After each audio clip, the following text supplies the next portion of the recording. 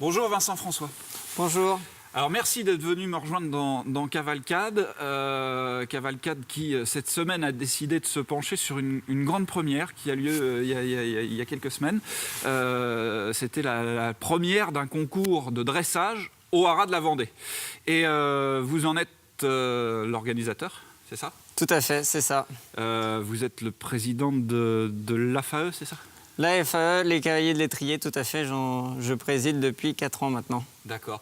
Alors, pour situer justement cette association, c'est une association de Fontenay-le-Comte. Vous œuvrez d'habitude du côté du club de Fontenay-le-Comte, c'est ça? Alors tout à fait, on œuvre sur le centre équestre de Fontenay-le-Comte pour les grands régionaux de dressage, où je suis très axé dressage, plus les grosses compétitions de CSO, de concours complets qu'on a l'habitude de faire à Fontenay-le-Comte sur le centre équestre, puisqu'on est associé avec le centre équestre pour s'unir à ses besoins. D'accord.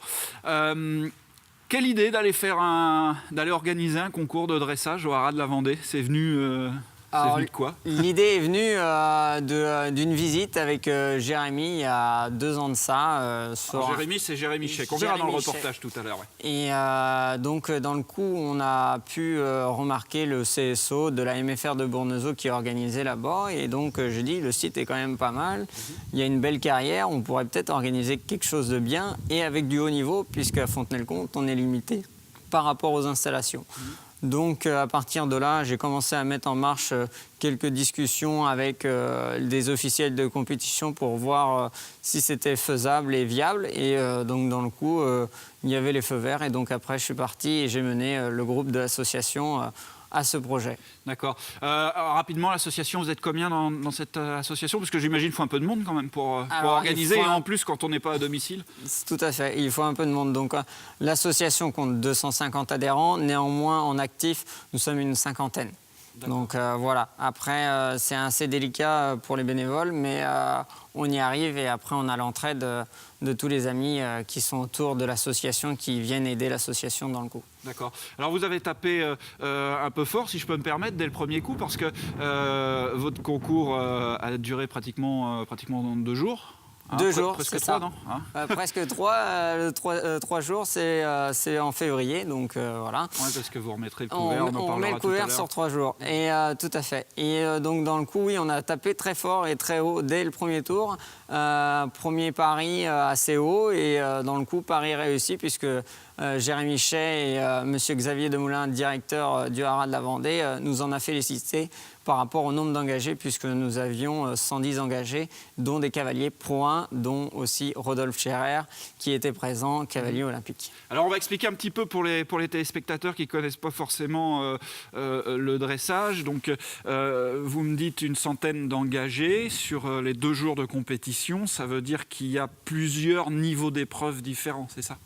Tout à fait, il y a plusieurs niveaux. Donc on a commencé au plus petit niveau, c'est-à-dire des clubs. Donc c'est des gens qui commencent à s'initier à l'équitation, donc qui peuvent commencer à débuter quand même la compétition à un petit niveau. Donc les figures sont beaucoup plus légères, c'est-à-dire des cercles.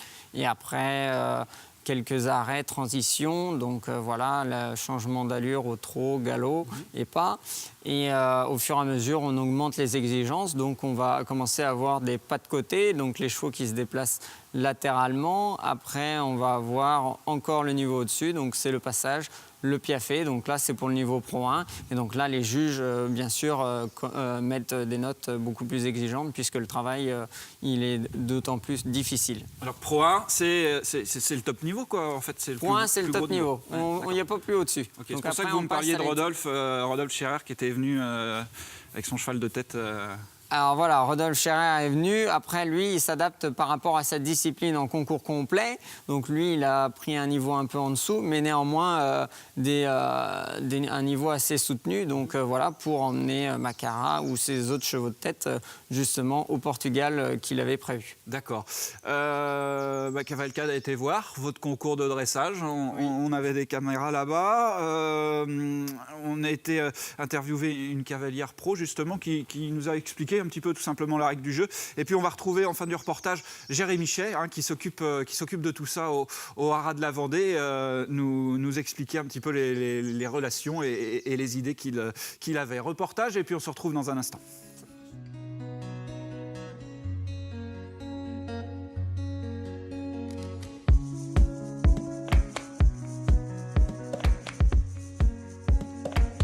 Fanny, expliquez-moi la règle du jeu, tout simplement, du dressage. En quoi ça consiste?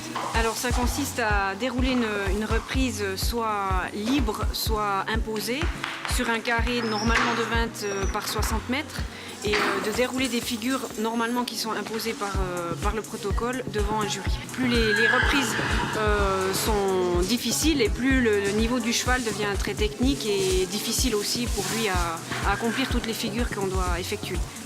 Après, pour dresser un cheval vraiment à un top niveau, il faut environ 6 ans de quotidien par une personne qui sait dresser un cheval pour arriver au top niveau.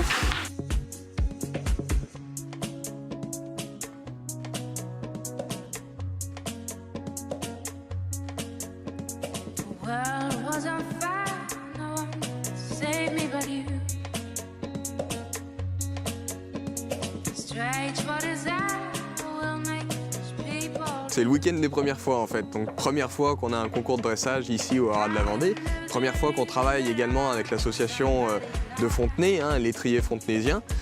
Et puis première fois, si j'ai bien entendu aussi, depuis quelques années, qu'une Pro 1 en dressage, donc c'est un niveau dans les disciplines qui est relativement élevé, est organisé sur le département. Donc c'est vraiment le week-end des premières fois.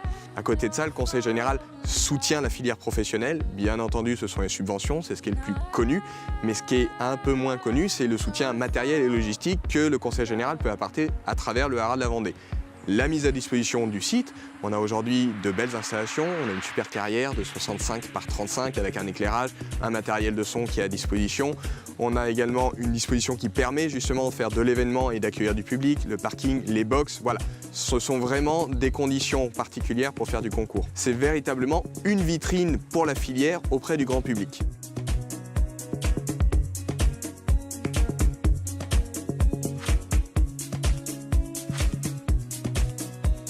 Les cavaliers ont répondu présent parce que la date leur convenait, certainement parce que l'organisation qu'ils connaissent de par ailleurs, l'association de Fontenay a organisé d'autres événements sur d'autres sites, donc ça peut aussi faire venir du monde. Certains grands cavaliers sont venus s'entraîner, je pense par exemple à Rodolphe Scherer qui est venu hier avec sa monture de tête pour préparer la saison à venir.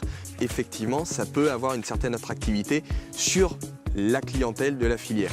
J'aimerais bien venir faire un concours sur la belle carrière du Haras moi aussi.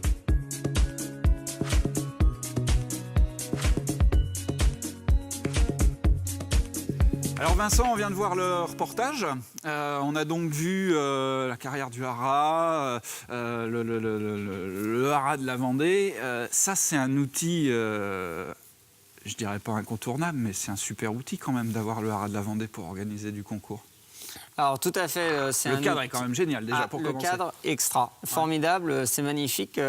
Tous les cavaliers, quand ils sont arrivés, région bordelaise ou autre de la Bretagne, ils ont dit waouh. Ouais. Première chose, c'est waouh. Ils arrivent de nuit, tout est éclairé, ils disent ça prend les yeux. Et donc c'est fantastique. Et après l'utilisation, les box, la carrière, tout ce qui peut nous être mis à disposition, c'est quand même incontournable à ne pas prendre le coche et de dire ici il y aura un concours de dressage. Je voyais pas ça ailleurs et donc j'ai dit il y a un très beau site, très central, faut y aller, faut prendre le coche. Le côté financier aussi n'est pas négligeable parce que quand on organise, on le sait, ça coûte de l'argent. Et là, du coup, le fait d'avoir tout sur place vous permet d'être un petit peu plus tranquille au niveau des budgets également, non ? Les budgets, alors c'est un peu plus tranquille. Bon, néanmoins, parce que vous n'avez pas besoin de louer de box, etc. Voilà, c'est là que je voulais... Alors, sur les box et tout ça, effectivement, on n'a pas besoin de faire venir une entreprise privée ou autre. Donc là, sur le coup, c'est beaucoup moindre. Après, il y a tout ce qui est dotation qui, là, coûte beaucoup d'argent puisqu'on est sur du gros niveau. Donc là, c'est un peu plus différent.